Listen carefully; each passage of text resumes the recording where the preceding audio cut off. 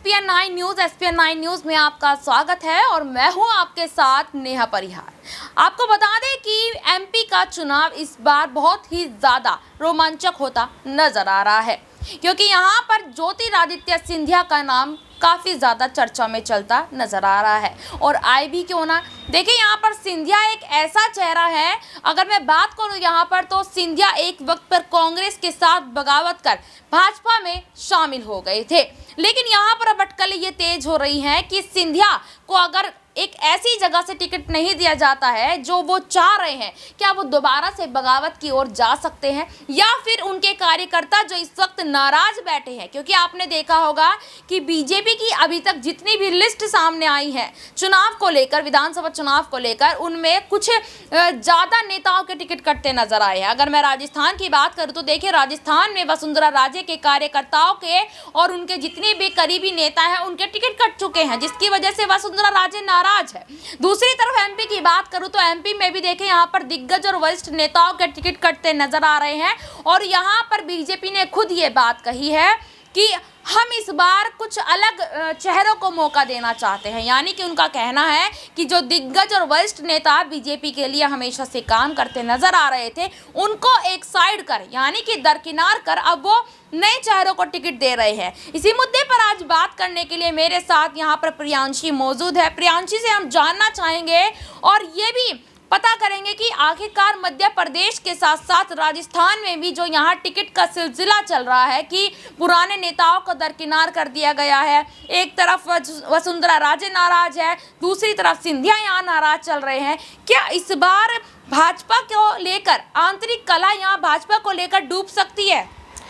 देखिए नेहा, जिस तरह से अभी एमपी में जो सियासी सरगर्मियां देखने को मिल रही हैं उन पर रुख किया जाए तो बीजेपी की तरफ से 4 लिस्ट जारी की जा चुकी हैं और इन चारों ही लिस्ट से पहले यहां पर देखा गया कि सिंधिया को आखिरकार क्या कुछ मिलेगा। पहली लिस्ट आई, दूसरी लिस्ट आई और तीसरी लिस्ट से यह कयास लगना शुरू हो गए कि शिवपुरी विधानसभा सीट से उन्हें उतारा जा सकता है, क्योंकि उनकी बुआ जो है यशोधरा राजे सिंधिया, वह चुनाव नहीं लड़ने का ऐलान कर चुकी हैं।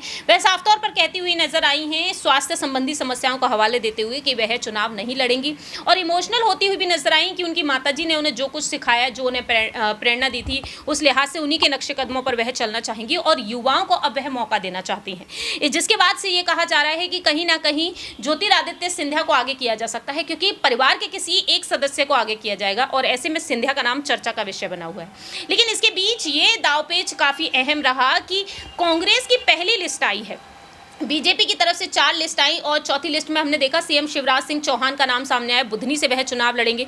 उस चौथी लिस्ट में हमने ये भी देखा कि सिंधिया के समर्थकों के नाम भी शामिल रहे। तकरीबन 7 समर्थकों को अब तक देखा जाए तो टिकट मिल चुका है, ये दावे किए जा रहे हैं। कुछ समर्थक कांग्रेस में वापसी कर चुके हैं उनके।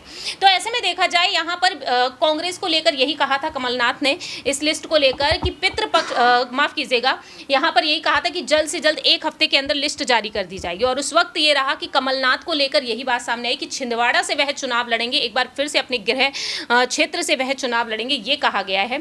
अब ऐसे में पहली लिस्ट को लेकर यही कहा गया कि पितृपक्ष के बाद लिस्ट को जारी कर दिया जाएगा और पितृपक्ष के बाद तुरंत ही लिस्ट जारी कर दी गई। और अब यहाँ पर कांग्रेस ने जो दाव खेला है, 144 उम्मीदवारों की लिस्ट जारी की, लेकिन कांग्रेस ने यहाँ पर शिवपुरी विधानसभा सीट से अपने उम्मीदवार को आगे किया, जहां से बीजेपी अब तक आगे नहीं कर पाई है। केपी सिंह को उन्होंने मैदान से उतारा है, पिछोर विधानसभा सीट से वह विधायक हैं और अब तक देखा जाए तो बीजेपी ने यहां पर सिंधिया को ऐसी किसी भी विधानसभा सीट से आगे नहीं किया। यह भी कहा गया कि उज्जैन नॉर्थ सीट से उन्हें उतारा जा सकता है, लेकिन सिंधिया को वहां से भी आगे नहीं किया गया है, सिंधिया को शिवपुरी से भी आगे नहीं किया गया है। और अब ये देखना होगा कि सिंधिया को क्या वाकई में अब पार्टी हाईकमान आगे करना चाहेंगे या फिर नहीं। बिल्कुल, यहाँ पर यह सवाल उठता नजर आ रहा है कि इस बार पार्टी हाईकमान सिंधिया को कहीं किसी भी सीट से आगे करेंगी या नहीं। यहाँ पर जिक्र किया प्रियांशी ने शिवपुरी सीट को लेकर, जिस सीट पर यहाँ अभी तक सिंधिया की जो बुआ है यशोधरा राजे, वो लड़ती नजर आ रही थी, लेकिन किसी कारणवश अब उन्होंने चुनाव लड़ने से मना कर दिया।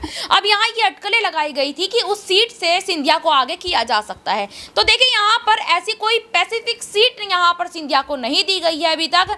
अगर बुआ वहां से गई है तो उनको यहाँ सीट दी गई है। यही सवाल प्रियंशी आपसे है मेरा कि उसी सीट पर ऐसा फोकस क्यों जमाया जा रहा है जिस सीट से उनकी बुआ गई है? क्या कोई और सीट उनके लायक नहीं है सिंधिया का, या फिर भाजपा को सिंधिया पर भरोसा नहीं है कि अगर सिंधिया को जिम्मेदारी दे दी गई किसी सीट से तो वो बगावत के रास्ते पर आ सकते हैं दोबारा उसी तरह? क्योंकि देखिए, अगर कोई भी नेता अगर एक बार बगावत कर दे तो उसको बार बार बगावत करने से कोई नहीं रोक सकता है।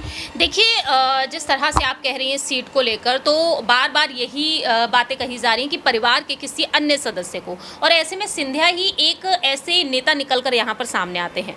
दूसरी बड़ी बात यहाँ पर देखा जाए सिंधिया के बगावती सुरों को लेकर, देखिए फिलहाल तो ऐसा दिखाई नहीं दे रहा है। सिंधिया साफ तौर पर कहते हुए नजर आए, उनके जो समर्थक कांग्रेस में वापसी करते हुए देखे गए हैं उनको लेकर उनका ये कहना रहा, मैंने पूरी ईमानदारी से काम किया था और आगे भी मैं पूरी ईमानदारी से काम करूंगा, जिनमें टिकट की चाह रही। और ऐसे में देखा गया, उन्होंने ये भी कहा कि जिसने ईमानदारी से काम किया है इन विधानसभा सीटों पर उन्हें यहाँ पर टिकट मिलना चाहिए, और आगे भी मैं अपने समर्थकों के लिए ऐसा ही काम करूंगा। जो समर्थक मेरा मेहनती होगा, जो ईमानदार होगा, उनके लिए वह हमेशा उनके साथ रहेंगे। तो अब देखा जाए सिंधिया को शिवपुरी से उतारना, सिंधिया को लेकर ये कहा जाता है, एक ऐसी कड़ी वो बताए जाते हैं कि कांग्रेस में रहकर उन्होंने कांग्रेस को जीत दिलाई थी और बीजेपी में जब वह आ गए तो बीजेपी को उन्होंने जीत दिला दी। तो सिंधिया को लेकर ये कहावत बार बार कही जाती है। तो फिलहाल यहाँ पर ये तो नहीं कहा जा सकता कि सिंधिया पर यहाँ पर पार्टी हाईकमान को भरोसा नहीं है, क्योंकि हमने देखा है कि गृह मंत्री अमित शाह जाते हैं, जेपी नड्डा जी जाते हैं, बैठकें जो होती हैं उन हर बैठकों में सिंधिया शामिल होते हैं। लेकिन दूसरी ही तरफ देखा जाए, पीएम मोदी जब वहाँ का दौरा करते हैं मध्य प्रदेश का, हाल ही में हमने देखा वह भोपाल पहुंचे, जनसभा को संबोधित किया, लेकिन सिंधिया को वहाँ से लेकर वह दिल्ली रवाना हुए थे। और ऐसे में यही कहा गया कि ज़रूर यहाँ पर सियासी मुद्दों पर चर्चा हुई होगी। तो ऐसे में देखा जाए, यहाँ पर यही देखा गया कि सिंधिया को ज़रूर कोई ना कोई बड़ी जिम्मेदारी सौंपी जा सकती है। ग्वालियर चंबल संभाग जो है वो पहले से ही उनके कब्जे में है, वहाँ से केंद्रीय मंत्री नरेंद्र सिंह तोमर को भी आगे कर दिया गया है, जिससे कि ग्वालियर को संभाला जा सके। तो फिलहाल यहाँ पर सिंधिया को पूरी तरीके से दूर रखने की, दरकिनार करने की कोई भी कोशिश नहीं है। सिंधिया को लेकर आपने ये कहा कि दूसरी सीट, अन्य सीट कौन सी हो सकती है, तो उज्जैन नॉर्थ सीट को लेकर कहा जा रहा है, क्योंकि वहाँ के जो मंदिर हैं वहाँ पर सिंधिया के परिवार का काफ़ी वर्चस्व है, वहाँ वह आते जाते रहते हैं, और ऐसे में वहाँ पर वहाँ के वोट बैंक पर एक बड़ी दावेदारी के लिए सिंधिया को उतारा जा सकता है, ये कहा जा रहा है। और शिवपुरी विधानसभा सीट है, जाहिर है कि सिंधिया परिवार से ही वह ताल्लुक़ रखते हैं, तो ऐसे में इसी वजह से शायद वह शिवपुरी से सिंधिया को ही आगे करने की अटकलें तेज़ हो रही हैं। अब देखते हैं कि आने वाले वक्त में इन दोनों ही सीट से सिंधिया को आगे किया जाएगा या फिर नहीं, और अगर ऐसा नहीं होता है तो सिंधिया को आखिरकार क्या कुछ यहाँ पर अलग जिम्मेदारी सौंपी जाएगी, अलग भूमिका में वह नजर आएंगे, ये भी देखने वाली बात होगी। बिल्कुल, यहाँ पर ये देखने वाली बात होगी कि आखिरकार इस बार यहाँ ज्योतिरादित्य सिंधिया को क्या जिम्मेदारी दी जा सकती है। एक आखिरी सवाल प्रियांशी से लेना चाहूँगी कि प्रियांशी, आपको क्या लगता है इस बार भाजपा क्या शिवराज सिंह चौहान को ही सीएम पद पर बैठाएंगी या फिर कोई नया चेहरा ला सकती है?